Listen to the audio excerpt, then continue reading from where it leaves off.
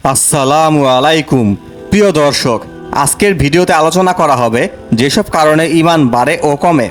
ঈমানের অর্থ হলো আল্লাহর একত্ববাদের প্রতি অন্তরের বিশ্বাস, মৌখিক স্বীকারোক্তি এবং অঙ্গ প্রত্যঙ্গের আমল।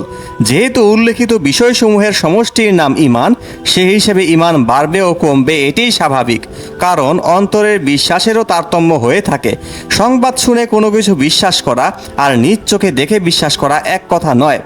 অনুরূপভাবে একজনের দেওয়া সংবাদ বিশ্বাস করা আর দুজনের সংবাদ বিশ্বাস করা এক কথা নয়। এই জন্যই হযরত ইব্রাহিম আলাইহিসসালাম বলেছিলেন, হে আমার প্রতিপালক, আমাকে দেখান আপনি কিভাবে মৃতকে জীবিত করেন।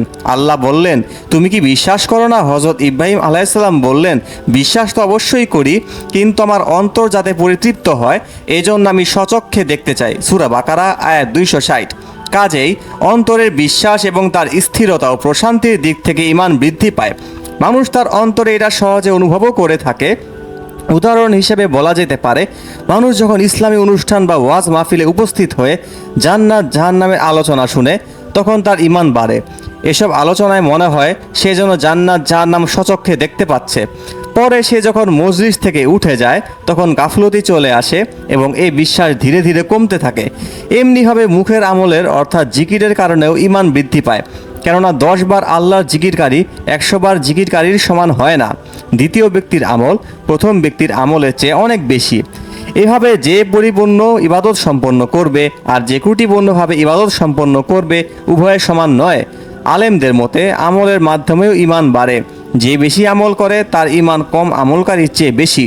কোরআনের আয়াত ও হাদিসের আলোকে এটা বোঝা যায় মানুষের ঈমান বাড়ে ও কমে। কিন্তু প্রশ্ন হলো, ঈমান বাড়ার কারণ কি? এই বিষয়ে ইসলামী স্কলাররা বলেছেন, প্রথম উপায় আল্লাহর সমস্ত নাম ও গুণাবলী সহ আল্লাহ তাআলার পরিচয় সম্পর্কে জ্ঞান অর্জন করা। এই বিষয়ে জ্ঞান যত বৃদ্ধি পাবে নিঃসন্দেহে তার ঈমানও তত বৃদ্ধি পাবে। যেসব আলেম বর্ণিত বিষয়ে বেশি জ্ঞান রাখেন তারা এ সম্পর্কে জ্ঞানহীন আলেমদের চেয়ে ঈমানের দিক থেকে অধিক শক্তিশালী। দ্বিতীয় উপায় আল্লাহর নিদর্শনসমূহ সম্পর্কে গবেষণা করা এবং মানব জাতিকে যে জীবন বিধান দিয়েছেন তা নিয়ে গভীরভাবে চিন্তা ভাবনা করা। মানুষ আল্লাহ সৃষ্টিরাজি নিয়ে যত চিন্তা করবে ততই তার ঈমান বাড়বে।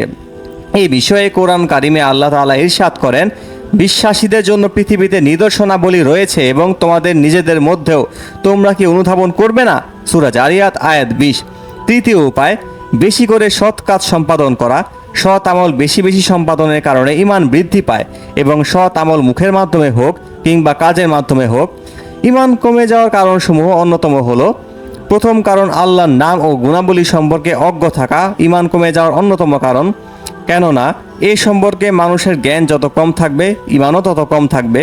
দ্বিতীয় কারণ সৃষ্টি জগৎ শরীয়ত ও আল্লাহর আয়াত সম্পর্কে গবেষণা করা থেকে বিরত থাকা, কেননা আল্লাহ সৃষ্টিতে চিন্তাভাবনা না করা ঈমানের ঘাটতি হওয়ার অন্যতম কারণ। তৃতীয় কারণ গুনাহের কাজে লিপ্ত হওয়া, কেননা গুনাহের কাজ করলে অন্তরে এবং ঈমানের উপর বিরাট প্রভাব পড়ে। চতুর্থ কারণ সৎ আমল না করা ঈমান হ্রাস পাওয়ার অন্যতম কারণ। কিন্তু যদি বিনা কারণে কোনো ওয়াজিব কাজ ছেড়ে দেয় তাহলে ঈমান কমার সঙ্গে সঙ্গে সে শাস্তির সম্মুখীন হবে। অবশ্য গ্রহণযোগ্য কারণে ওয়াজিব ছেড়ে দিলে অথবা ওয়াজিব নয় এমন কাজ ছেড়ে দিলে ঈমানের ঘাটতি হবে, কিন্তু শাস্তির সম্মুখীন হবে না।